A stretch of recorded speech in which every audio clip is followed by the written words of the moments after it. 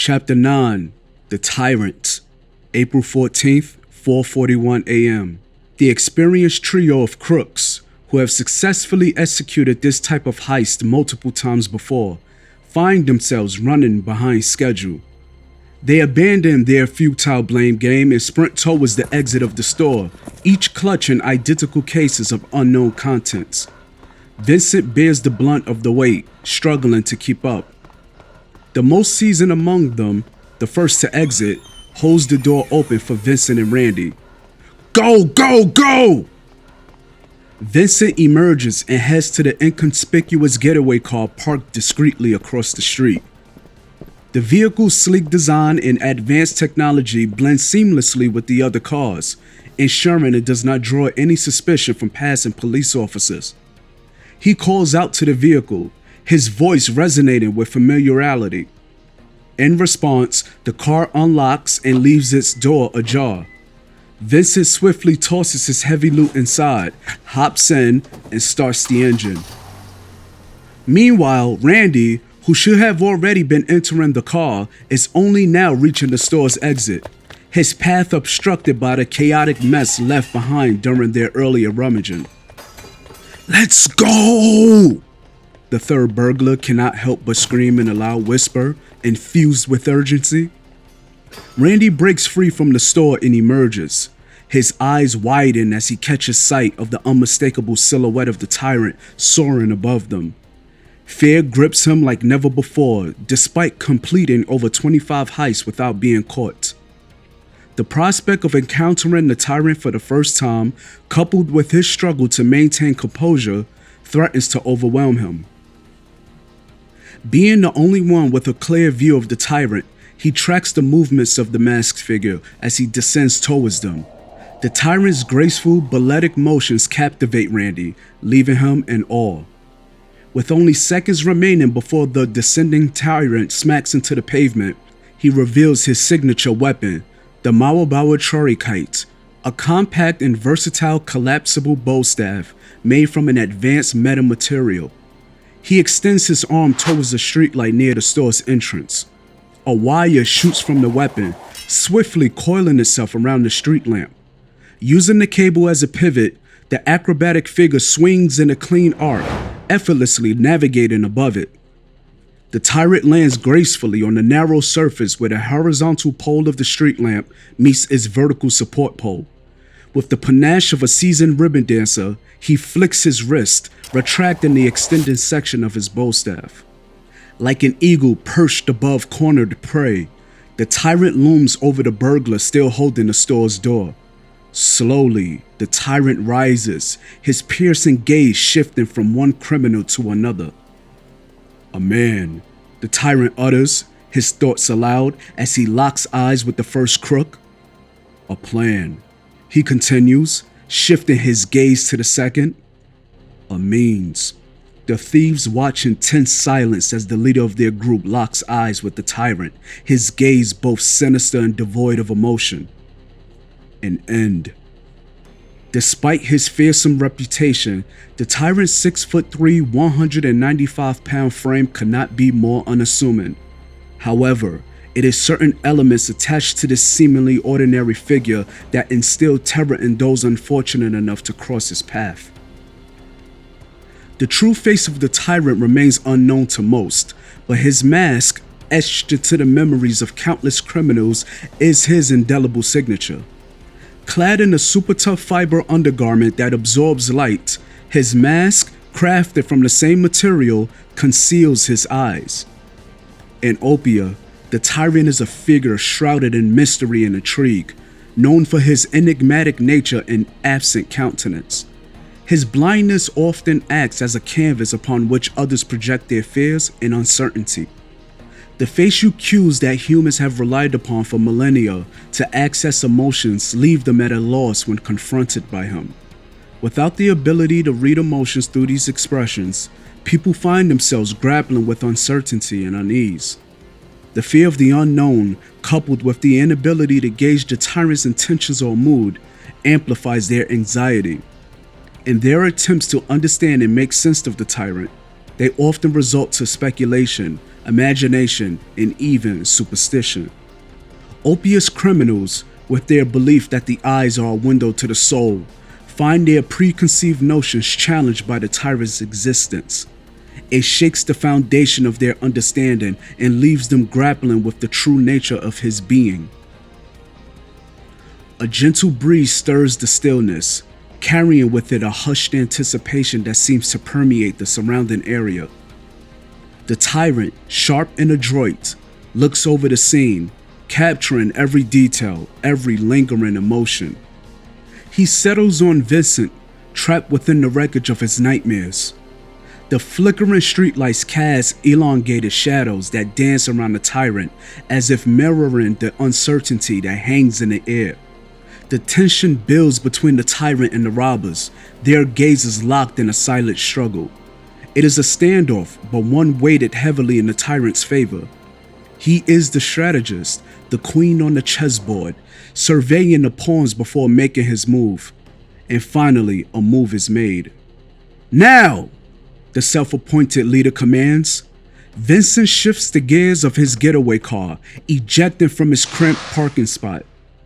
Randy retreats into the depths of the department store, seeking refuge from the predator perched above. And the leader raises his modified Heckler & Koch MP7 submachine gun, cocking it with deadly intent, and unleashes a hail of bullets upon the tyrant. Swift as a shadow, the tyrant brandishes the Mawababa Charikite, blocking the barrage of bullets that come hurtling towards him. He knows better than to underestimate the mortal danger they pose. With a graceful leap, he becomes a silhouette against the night sky, evading the leader's line of fire. The leader adjusts his aim, a glimmer of unexpected accuracy in his shots, but most of them miss their mark. Only a couple find their way to the tyrant, yet he effortlessly deflects them with the swipe of his staff. The tyrant's leap carries him several meters behind the gun-wielding bandit. The leader spins around, startled by the sound of the tyrant's landing.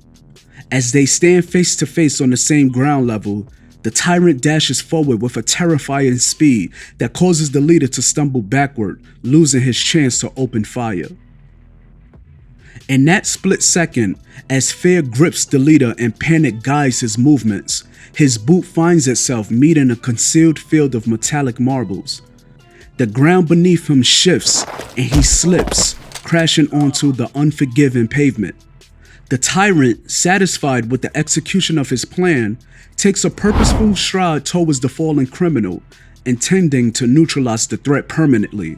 As he prepares to deliver the final strike, the sound of tires screeching and the engine revving catches his attention. He looks over at the smoke cloud emitted from a hasty burnout as Vincent attempts to abscond the scene with only him and his payload aboard. The Mawababa Charikite crashes through the driver's window, knocking Vincent square in the left side of his face. Shattered glass scatters everywhere, and the impact of the hit causes the car to veer off its path and crash. The tyrant yanks on the part of the bow staff still in his hand, causing it to arc back towards him.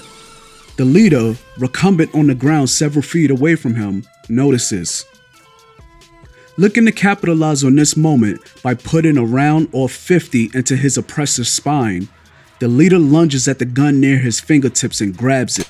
The moment the weapon comfortably enters his hand, the upper sectional part of the tyrant's bow staff slams across the right side of the leader's face, knocking him out cold. "Two," the tyrant says.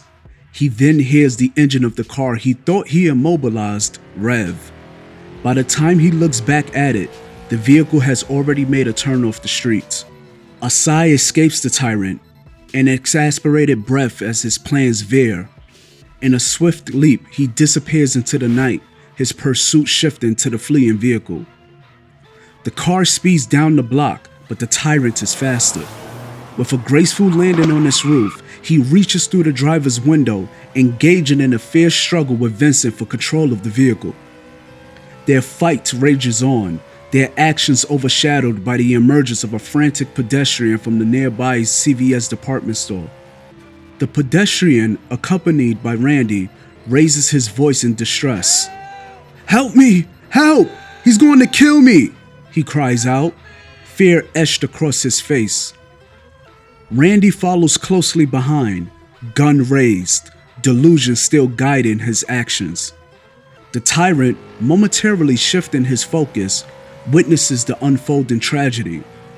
In response, Vincent unloads several rounds into the roof of the car, forcing the Tyrant to evade the gunfire by leaping away. Randy, lost in his distorted reality, aims his gun at the pedestrian's back and pulls the trigger. The responding click is not the sound he anticipated. Confusion clouds his vision as he blinks, wondering if he has lost his grasp on reality. He inspects the firearm, turning it to the side, and spots a marble wedged between the trigger and the guard. Overwhelmed, he searches for answers but finds none. Finally, he gazes upward, and what he sees is more astonishing than any explanation. Before him, suspended in mid-air, is a 4-foot-long bow staff, twirling with elegance and precision. The Tyrant moves in tandem with the rotating weapon, their dance captivating Randy, who finds himself inexplicably moved to tears. The beauty of their performance transcends the limit of words, expressing emotions that reach deep into his soul. Randy blinks again, and the Tyrant ascends higher, the bow staff remaining in place. Time seems to slow as the two dancers defy gravity, their every move imbued with an ethereal grace. It feels as though they will ascend forever, an awe-inspiring spectacle against the backdrop of the night sky. At the apex of his ascent, the Tyrant extends his leg, a display reminiscent of a peacock's majestic plumage. Every fiber of Randy's being is drawn into this moment, as if the universe itself has paused to witness this extraordinary act. Then, with a powerful downward kick, the Tyrant sends the bow staff hurtling towards Randy. Caught in a state of transcendence, Randy remains rooted to the spot, unable to move. He comprehends that the staff is heading towards him with incredible speed, rendering any attempt to evade it futile. Time fractures into frames, each moment a page in a surreal flipbook that Randy sedulously turns the pages of. Yet, his stillness is not only a result of imminent danger. It stems from the profound realization that dawns upon him. The Tyrant, in that suspended instant, ceases to be a monster. He is a man, like Randy himself, seeking deliverance. In that revelation, Randy's desires crystallize, and with his last remaining seconds, he yearns to soar like his nemesis. As the bow staff draws closer, its graphene surface gently kissing Randy's nose, he comprehends the essence of the Tyrant's being. No longer a figure of fear, the Tyrant represents a shared humanity, an embodiment of longing and the pursuit of meaning. And in that fleeting moment, Randy finds a semblance of redemption, understanding that the Tyrant's quest is not so different from his own.